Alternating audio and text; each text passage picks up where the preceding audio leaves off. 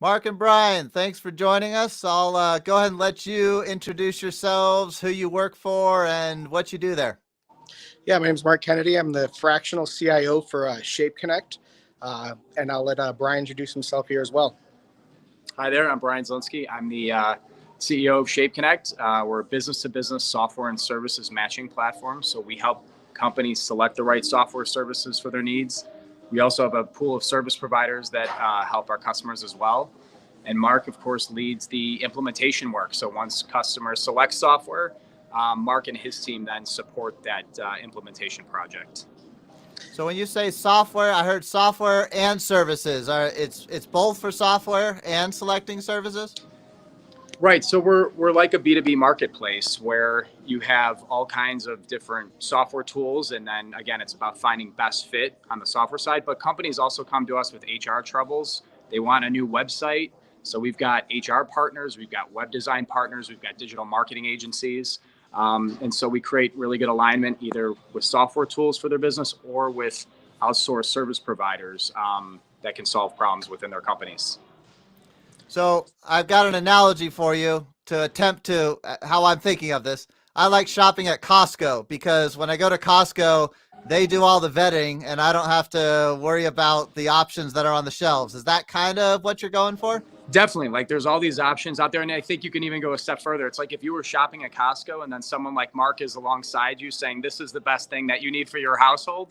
And then I'll help you use it within your household. That's kind of what we do too. So we have a whole advisory arm that guides those selections and then helps with project management and implementations.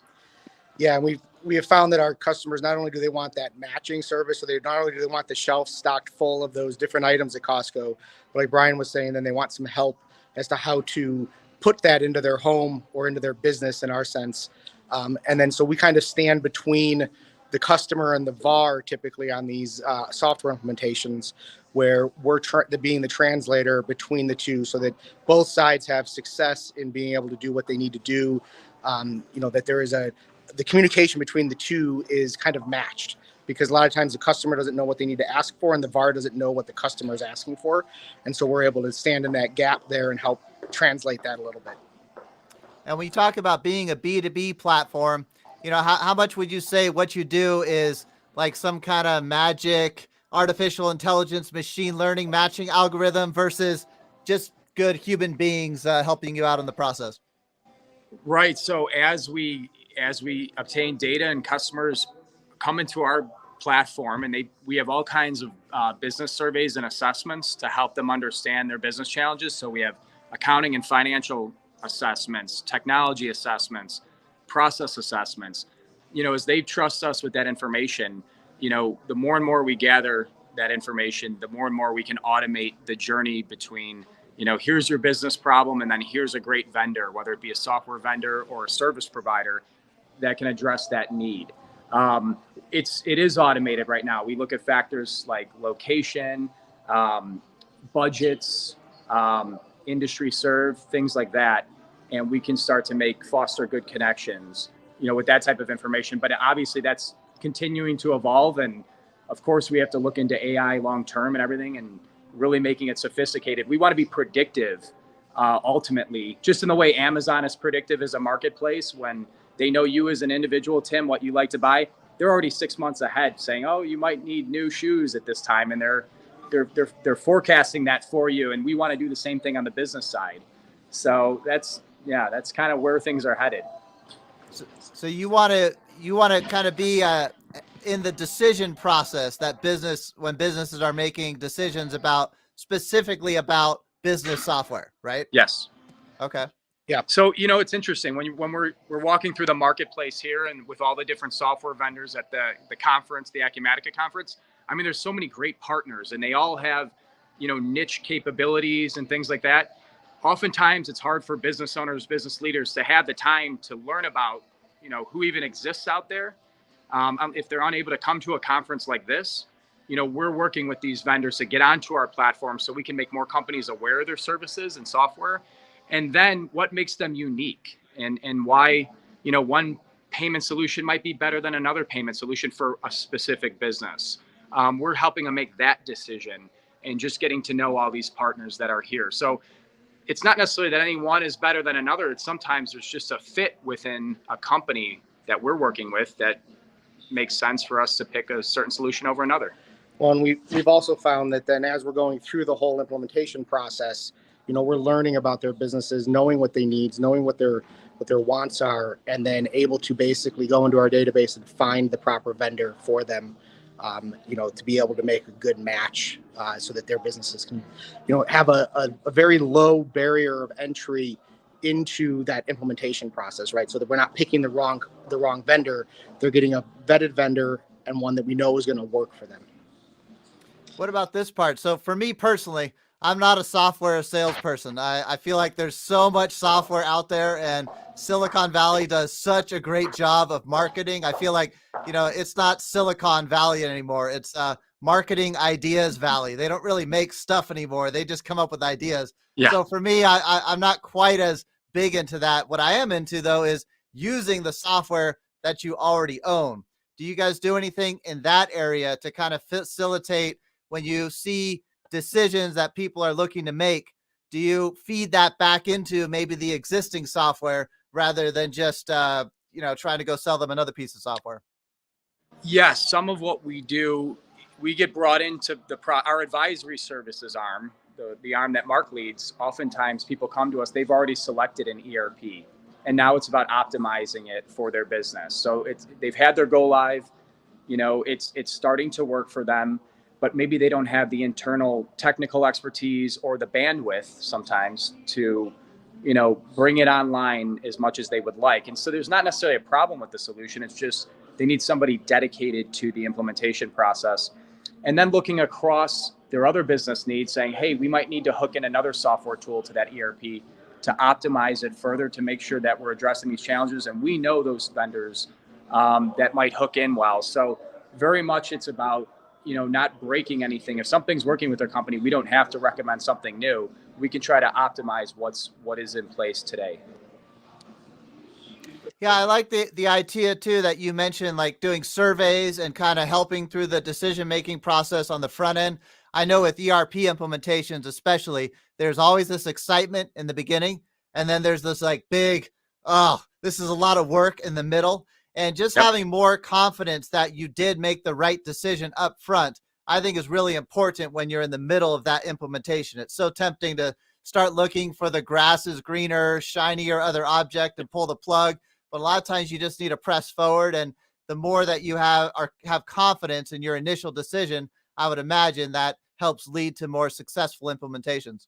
Yeah, and we can do that. So we have a couple of tools that we help combat what we call the valleys, right? So there's always the peaks and valleys during all the implementations when, I joke, they kind of it's very big in the beginning and they start smoothing out a little bit as it goes along.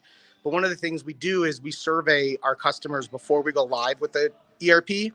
And we have these KPI metrics that we then monitor throughout the implementation that we can bring back feedback to them to basically bring them back to that ground zero of, this is why we are doing this, and this is why this is a good thing. We know it's a lot of work. We know it's hard, but we also then it kind of recenters their position so that they're not going off that deep end that sometimes happens. And the survey tools help us assess the employees, down the ladder within the company too. What's the sentiment of how people are adopting the new technology and what refinements are needed to help them learn? And then we provide additional support with we have a training app on the phone where we have little how-to guides and videos that we customize for that implementation to make sure, and then we can track, right, employee progress too. Are they watching their training videos, the modules, and just making sure we get a company-wide adoption and are continuing to learn about the business needs as they evolve throughout these different journeys. Ooh, that sounds interesting. What does that sentiment check-in look like? And is it like how are you feeling about Acumatica today? Is it smiley face, frown face? I mean, what does that look like for the person who's taking the survey? What does the survey look like, or what are we seeing so how far? do you practically, what are you asking people to gauge how they're doing during the implementation?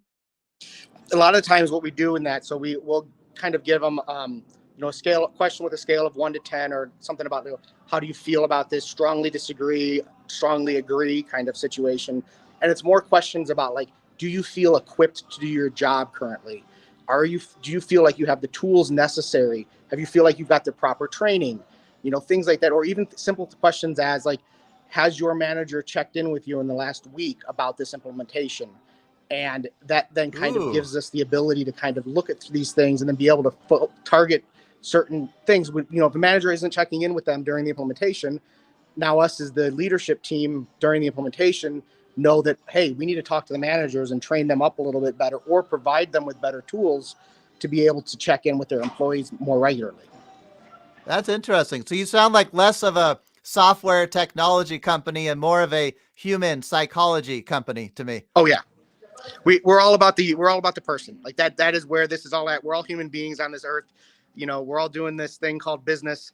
But at the same time, we all have emotions and feelings that we need to make sure and change is difficult, right? That stirs emotions and feelings like anything else.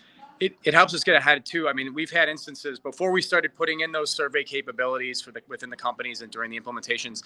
People said, "I think my job's is gone now," and it's making sure Yeah, that we can provide the feedback up to the leadership team, so the leadership of an organization knows what their employees are feeling.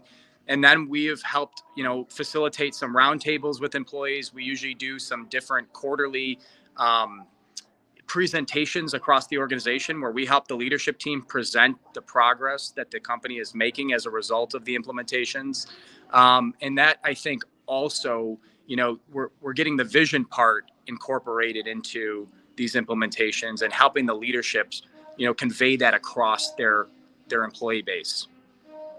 that's really cool. That I think ERP is so much about not just buying software, but making it work. And I think that's Yep. really cool that you go not just through the software selection phase, but all the way through the implementation. I like that. Yes. Yeah. Yep. Well, hey, anything else you want to bring up before we wrap it up here? I think at this point now we appreciate the opportunity. We're looking forward to meet more of the software vendors here and different VARs, and always we can connect on shapeconnect.com or through LinkedIn, and we appreciate this opportunity, Tim. Awesome. Thanks for joining me and giving me a flavor of Summit. I can see the hallway in the background there. And any general Summit comments from your experience so far? So far, I mean, the Acumatica does things A plus, right? Like we were out here in last July when this thing started, and it was awesome then. And they do such a great job out here to get everybody involved in their community. And that's one of the things we talked about. You talked about people before. Like, I feel Acumatica does a really good job of focusing on the people that use their platform rather than just the technical aspects of the platform. Awesome. Well, enjoy the rest of your time there. Thanks for taking the time. Thanks, Tim. Thanks, Tim. See you All right, guys. bye. Bye-bye.